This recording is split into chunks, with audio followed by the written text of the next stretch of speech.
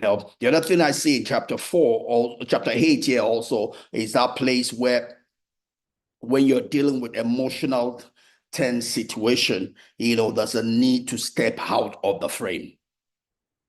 For me, I'm a counselor, right? So, and I'm a mentor also for a lot of people. Easy to mentor people on situations because I am not emotionally enwrapped in it than when I am than to mentor or counsel myself when I'm in the same situation. Guess the difference?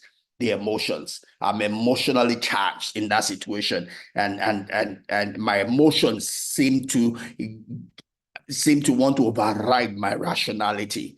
I know what is right to be done, but I don't feel like doing it. I know what is right to be done, but I don't feel like doing it.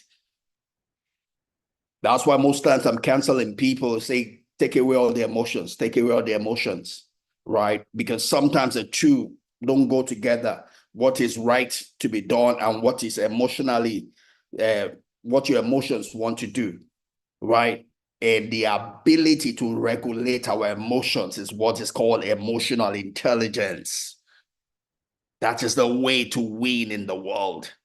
That's the way to win in the marketplace, is the ability to regulate your emotions. You're right? Emotions are good, but in the right proportion and in the right place. Your emotions can put you in trouble. Your emotions can open doors to you.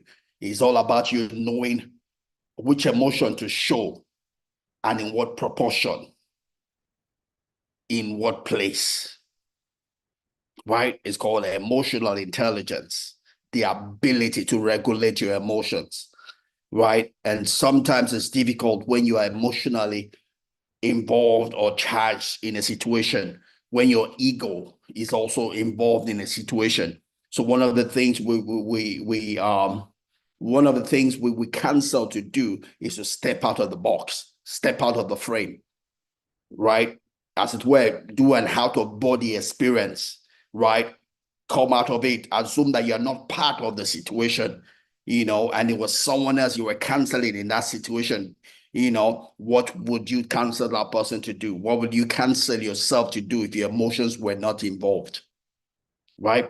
And you get probably the best situation, best answer in such circumstances.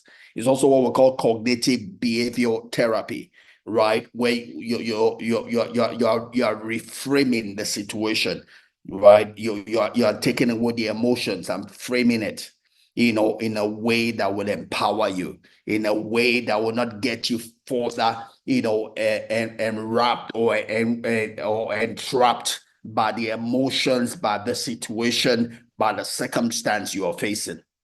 You're looking for the solution. You're looking for a place whereby you can determine the end that you want. The end that you want. You're not just at the mercy of the emotions that are flying, but you're trying to determine the end that you want. And you're asking the question, how do I get to the end that I want? Right? Don't forget, you are the master of your emotions. You are the master of your destiny. You are the master of your fate. You are the captain of your soul. You are the captain of your person. How you direct your person will determine the fate, the destiny that you arrive at. You are the master. You are the captain. So use your place, use your position, because it will make a difference to the result that you get. Life is sowing and reaping. It's cause and effect. Nothing just happens. Everything happens because of the cause that was put in effect.